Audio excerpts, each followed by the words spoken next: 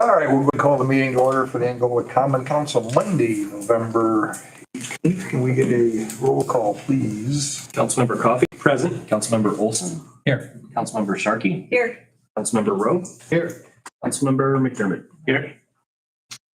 I was out visiting the shelter the other day, looking at the dogs and cats, and we were discussing the contribution you've made for a vehicle. They're very thankful for that and appreciate it very much. And in the email they sent me thanking you for the donation for the automobile, they also included a report. That's a 2023 report. It must be the most current one they have. I had Kyler print them out, put them on your desk for your information. So that's what they're there for. There's no presentation, no discussion. I just wanted to share that with you and share with it the appreciation for the donation you made. Thursday morning, we are going to be putting up the Christmas lights on the mound, and I have been voluntold that I'll be going up in a bucket truck and helping them string the lights. Now, we'll get that done on Thursday, hopefully weather permitting, for Santa's arrival and the lighting on the 29th at 6 p.m. So everybody be in the downtown area on the 29th of November to welcome Santa to Angola and the annual lighting of the monument. Let's request approval of the November 4th minutes, please. So. Second. Motion second. Any discussion? Yes. Sorry. Okay, only 4 misspellings. You got a demotion, Mr. Mayor. Well, did you find 5? Well, Mayor Pro Tem David Martin presiding. I think that needs amended. Oh, I didn't get a motion. Well, you got a temporary picture up there. I think you're the permanent mayor, at least for 4 years. Correct that. That's right. But I would move that amendment.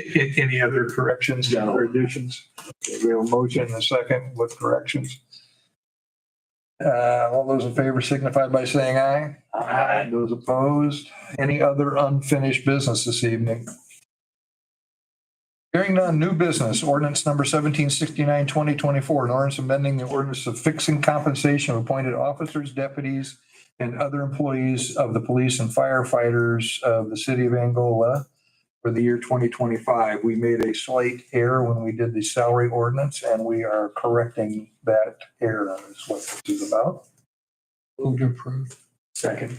Motion and a second. Any discussion? All those in favor signify by saying aye. Aye. Those opposed? Resolution number 2024-882, resolution providing for the transfer appropriation for the city of Angola for the general and park and recreation and operating funds and forwarded to the Common Council for their action and passage pursuant to IC 6-1.1-18.6. Move to approve. Second. Motion is second. Any discussion? All those in favor signify by saying aye. Aye. Those opposed? Matt Mearsman, am I saying your name?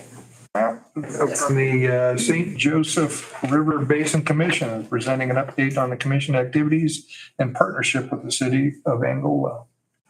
Thank you. So technically, I work for the Michiana Area Council of Governments, which is a regional planning agency. But I serve on behalf of the St. Joseph River Basin Commission, which is technically an agency of the state.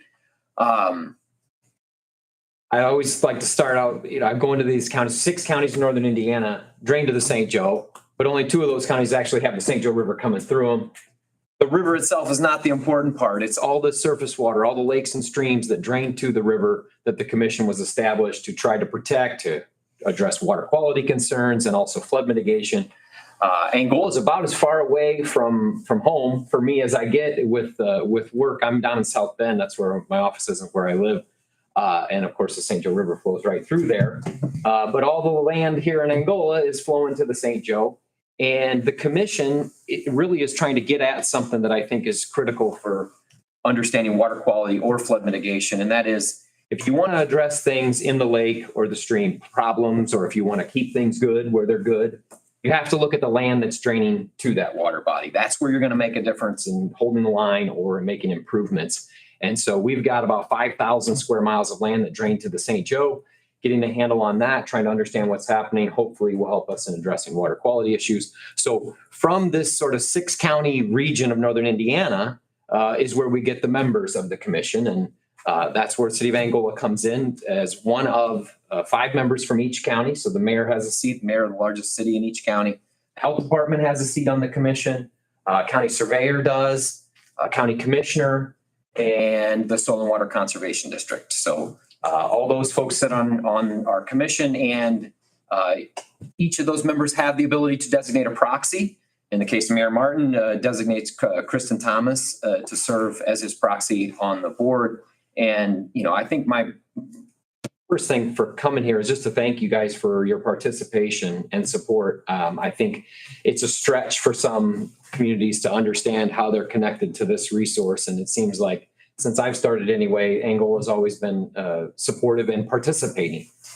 Before Chris, it was Craig Williams, the water department, that was always super helpful. So anyway, bringing us up to speed now and sort of an update that I wanted to provide is when Tom at the water department was leading a study to understand groundwater use and groundwater availability, the consultants that worked on that project were really limited to one data source in trying to help understand the water surface and groundwater connection.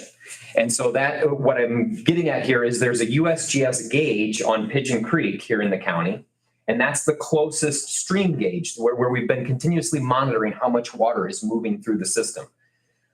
So they based their study on the information that we had from that because it's the best that we have. What we wanted to do is try to fill those gaps and sort of looking forward, if we can collect data for some other parts of the county. So Pigeon Creek is only one part of the county. The Fawn River drains the northern part of the county, and that's very close to where we are here.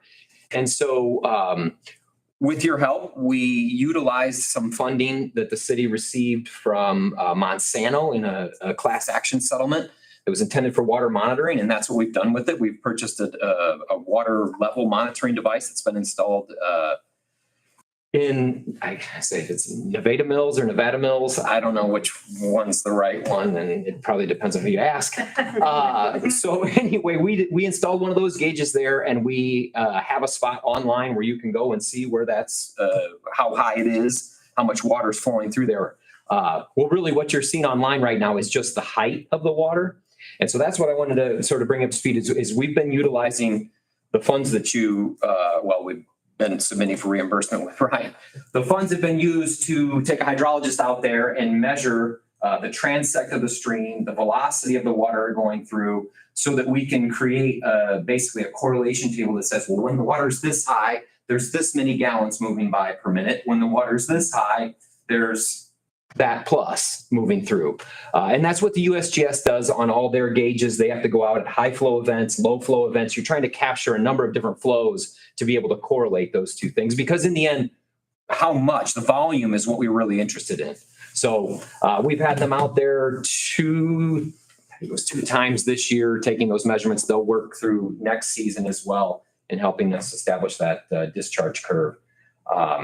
So that's sort of the most recent activity. We do a lot of stuff with the county, but I told the mayor I'd keep it short and brief. And I just wanted the opportunity to come and remind you guys that, you're an important part of the basin, and I really appreciate the support and participation. And if there's any questions or anything I can answer, I'd be happy to do that. I have two. Great. First question is, obviously the St. Joseph River goes into Michigan also. It starts in Michigan and ends in Michigan, yeah. Do you have a counterpart in Michigan? Nothing like this. So our statute talks about working with Michigan, and we do some sampling in Michigan. But there's the governance and the funding of our entity all lies on the Indiana state line because we were created by the General Assembly. Sure. But there's no real. There isn't. I'm surprised that the state of Michigan, at least the counties out there, wouldn't want to have some involvement in this organization. Right. Yeah. No. It's. Have you tried?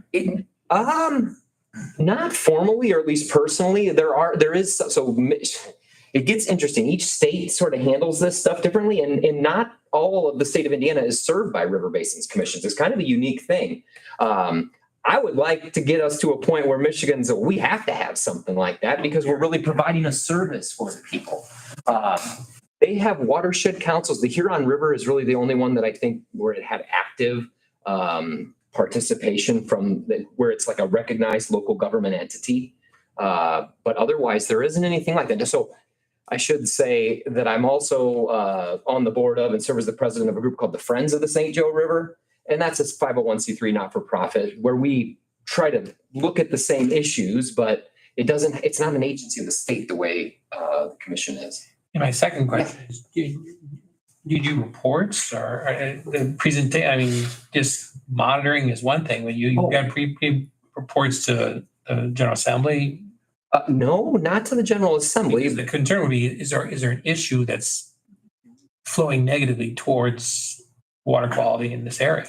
That was why the commission was created. Yeah, so that's, but as to whether we're able to track any improvement or whether we've been reporting on any, not as an entity ourselves, I would, what we have initiated, so we've been we're on our third season now of biological sampling, and we do prepare a report on that, and we have data online that you can go see trends of water quality from we look at the bugs that are living there as a proxy, but the reality is E. coli and bacteria pollution was really the main trigger for getting us established in the first place. And as you guys know, I would think living here in Steuben County with all the lakes, tracking bacteria and E. coli is really hard, and it requires continuous water monitoring in a way that we haven't had the capacity to do. We do work with our partners in South Bend. They're taking regular samples for their own reasons, and we would like to be able to establish some trend, but not yet. Yeah. Thank you. You're welcome. Anybody else have anything? Matt, thank you for coming to us and explaining this evening what you do and sharing your update with us. And there's a reason I delegate to Chris, is because she's a lot smarter about this stuff than I am. And so I'm more than happy to let her handle it. So, and she does a great job. She and Amanda both do a fantastic job for us. Thank you. Thank you. Discussion regarding funding for the Downtown Angola Coalition for the executive director. We've got several people from our nationally recognized Main Street program. We have Sherry Copeland, Kelly Adams, Haley Smoker with us this evening. We're having some changes here at City Hall. You all know that Mackenzie Otter went to the university and left us. And being nationally recognized, we need to kind of change how we manage, or that Main Street program manages itself. And Kelly, would you like to fill in some of the? Yeah. So I currently serve as the board president. The last two meetings, we've been able to kind of discuss what our future looks like and the impact that we want to continue to have on the community. And a big ask that we have for the city council is to support us financially for the next 3 years. We're asking for a $40,000 amount of support to help us hire our own independent executive director that will partner with the community coordinator. And so continue to do a lot of the great things that we've accomplished together, but kind of have two people doing two different jobs and working together so we can build capacity. And we have a few key people here from our board that have taken the time to analyze really where we're at and where we stand and how moving forward looks like and how we can move forward in a way that's going to last for a very, very long time, since we are nationally accredited now. Any of the other board members want to address us this evening before we? Okay. Great job. Thanks for having us.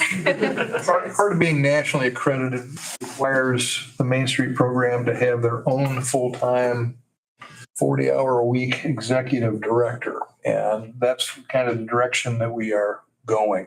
We are financially going to help them out a little bit, obviously not 100%, but we are going to help them out. At least I would like to, with the council's approval. We will probably also offer them some office space. We're in the process of remodeling some of our downtown or downstairs facilities to add some office space downstairs in that big wasted area that we have in the hallway down there.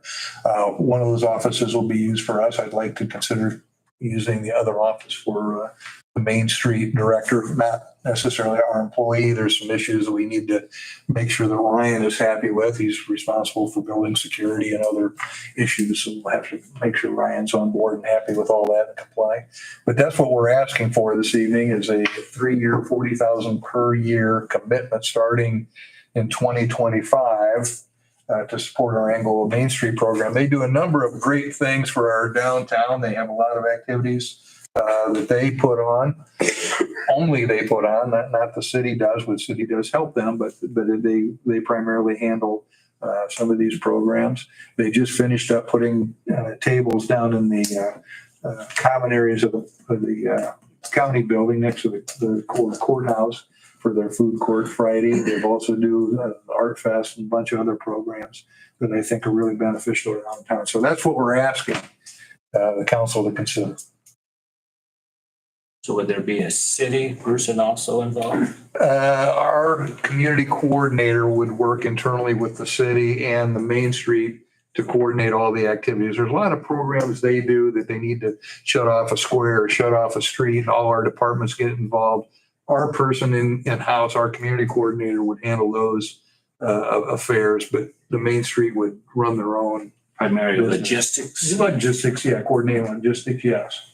Main Street also applies for a lot of grants that benefit our community, not just our downtown, but other areas. And so they do a good job at finding some grants. The community coordinator will be expected to also do that as well for certain things that we work on, but Main Street does a good job, and they do. So it's not just events. They do some education, some historic preservation. They have a lot of things that they do, but Well, our yes. coordinator and theirs would work together. Yes, the goal is that the coordinator will be on that Main Street board and also work as the liaison To us. for the city to me. He or she will be my employee, yes. And then just liaison with the Main Street for their events and yes, just to separate that. Then you said you guys are accredited now? Yeah. So what was the difference between not being accredited and accredited? I mean, what?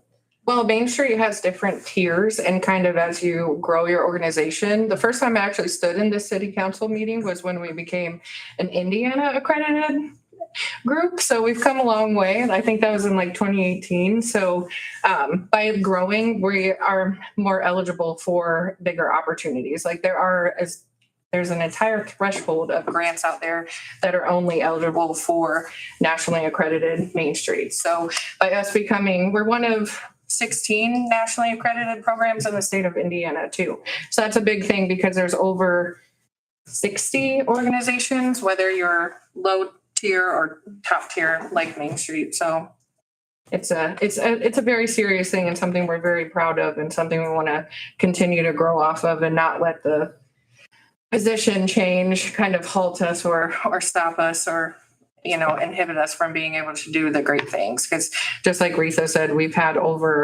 between grants and just fundraising for different events that we do, we're at over 75,000 that's been brought to our organization for this year alone. So that's something we've always been building off of, and this year it's really paid off. But we want to keep doing that and find the right person to represent our organization and work and partner with the people that we've built relationships with over the last several years. So what was the criteria to be certified? I mean, to be accredited?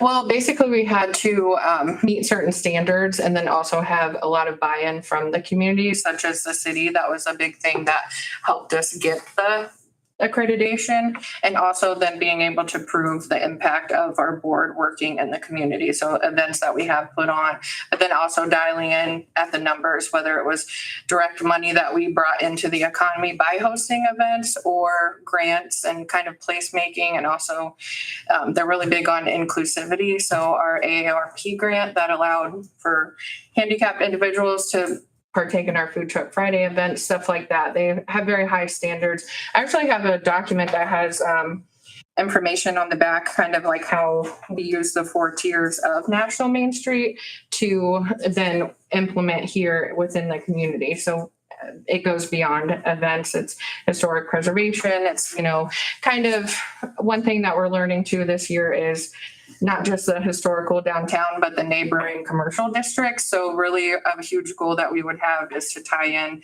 all the way from Trine down to Cameron or even to the Parks and Recs department. So it's something we're working on. So is this separate? So I've heard Downtown Angola Coalition and Main Street. So did it start as Downtown Angola Yeah, Coalition? And our but now DBA it's- is the Angola Okay. Main Street. Yep. Okay, thank you. How did you come up with the $40,000 number? We looked at a number of different organizations. There's really no rhyme or reason Okay. to the executive director salary. It's mainly dependent on your population size and then also the capacity at what. Do you get directives from the national and what you should pay? Yeah, the range that they give is really between like 40 and 75. There are a lot smaller communities that pay higher, but they're kind of outliers in the sense. So we tried to look at communities that were more similar to Angola. Do you think this amount's sufficient? We think it's sufficient to get us started since we're Have you other sources that can add to that if it's not sufficient? Yes, that's our plan. We plan to implement some of our own funds in the hiring of the role as well.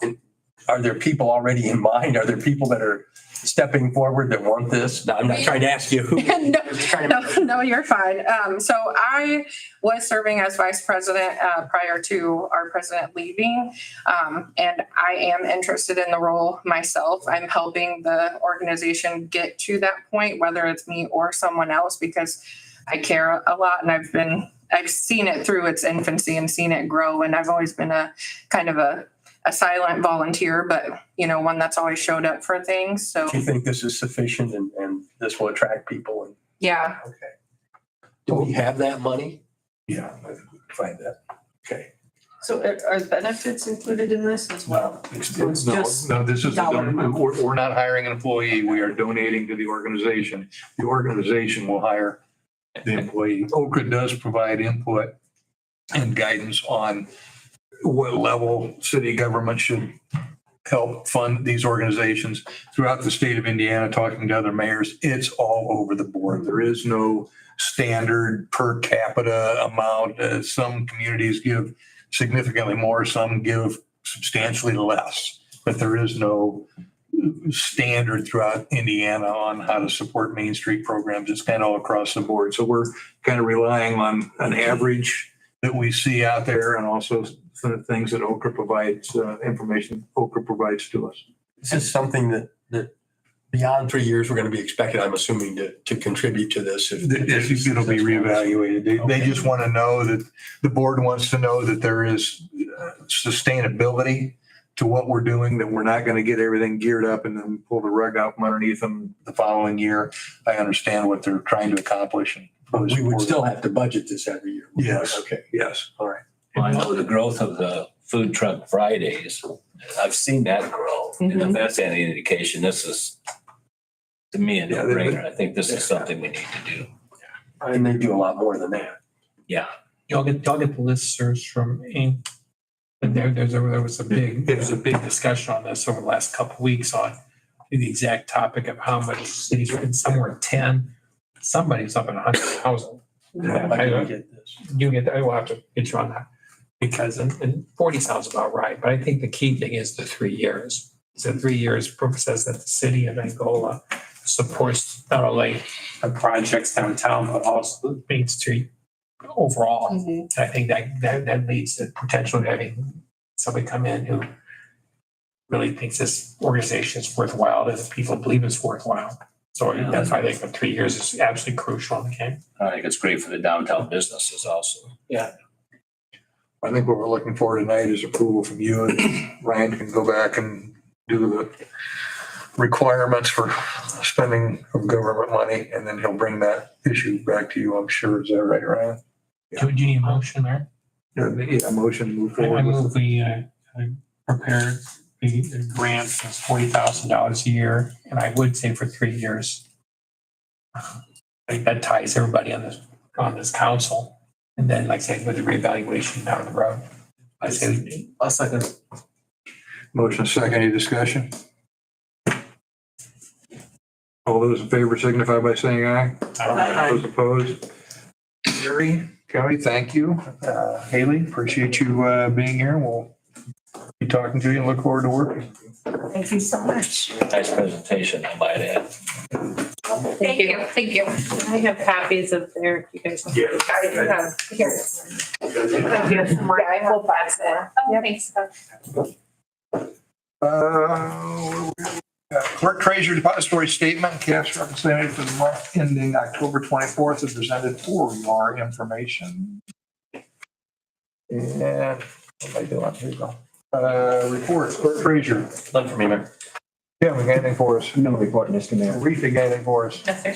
Chad, Mr. Mayor. and we're really going along here. Tom, For the council's information, I'd like to say that one of my long time employees, Kevin Allgaier, will be retiring 27th of this month with 38 years of service. Outstanding employee. Just publicly want to thank him for his service and wish him well in the future. That's all I got. he will be missed. He has always been reliable and there and knowledgeable and a hard worker. 38 years, is that what you said? That's impressive. A lot of times to be in a hole. You guys must have started just about the same time. How many years you got? 40. Oh, you're old. Matt, what do you got for us? Nothing. Amanda? No report. Officer Alley? Nothing. Nothing. We appreciate you being here. Request approval of the allowance of accounts payable voucher 71,427 through 71,659.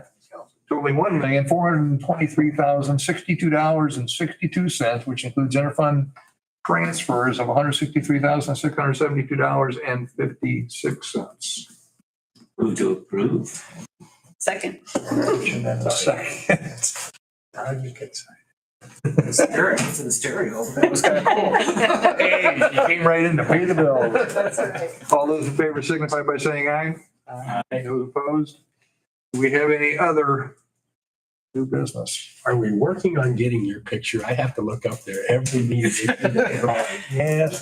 That's I have brought this up to him. Yes. Well, and I have twisted the back of his arm several times and told him we got to get that, Who's the artist? get that back. Formerly known as Prince, I think. No, it came from the art scene next door. They had a sketch. It's a nice sketch, but it was hard to sketch. Well, it was yeah, it was a character. But the person that did it didn't do it in jest. They tried to do it in true art. I like it, Mayor. And I did too. I like it, but I think it just, it It's seems not out of fitting. place. Okay, I'll well, let you wear my hat so you can be like. That's the beauty of it. yeah, well, you can tell when people stop wearing hats. It was quite a while ago. I All right, any other new business? To answer your question, we don't know yet. Oh, okay. Yeah, Mr. Harder's back there. Our upcoming fire chief, December 22nd? 22nd. Welcome, Mr. Harder, but he is not new to the department. He is He's a old. longtime member of the Angola Fire. Some gas in the tank, though.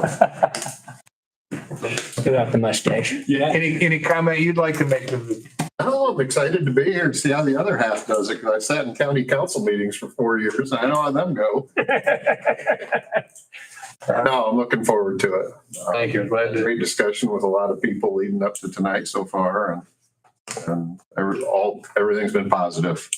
Good. So excited. We look forward to the 22nd of December. The next council meeting is Monday, December 2nd, 2024. If there's anything else, we are done.